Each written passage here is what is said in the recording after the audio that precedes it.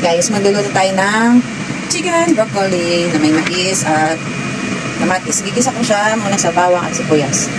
Ganyan. Pinagsama ko na.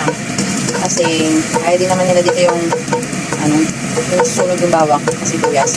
Brown na brown. Brown lang. Pero light lang to. Kailangan light lang. Ayan, pagtapos ng maluto ng bawang sibuyas. Ayan. Parang feeling ko maano na yung bawang. Ilalagay ko na ang kamatis.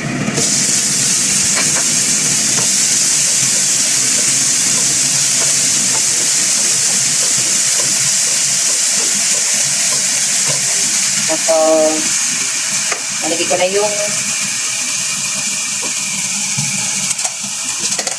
manok. Manok pala.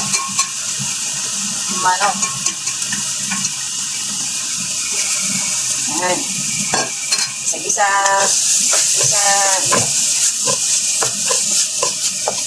Hindi ba ko siya maliligit?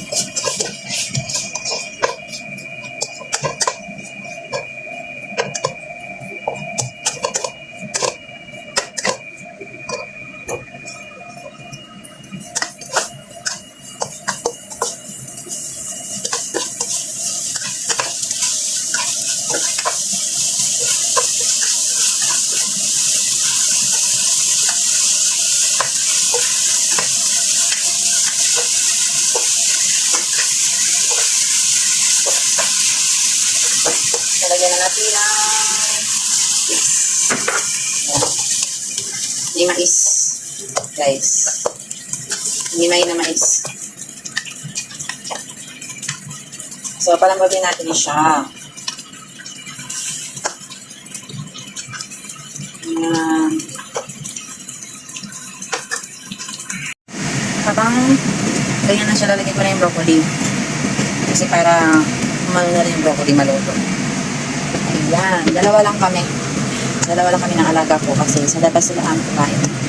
So yan, yung isang panganay, sa school kumakain. So, tatakpan na natin siya.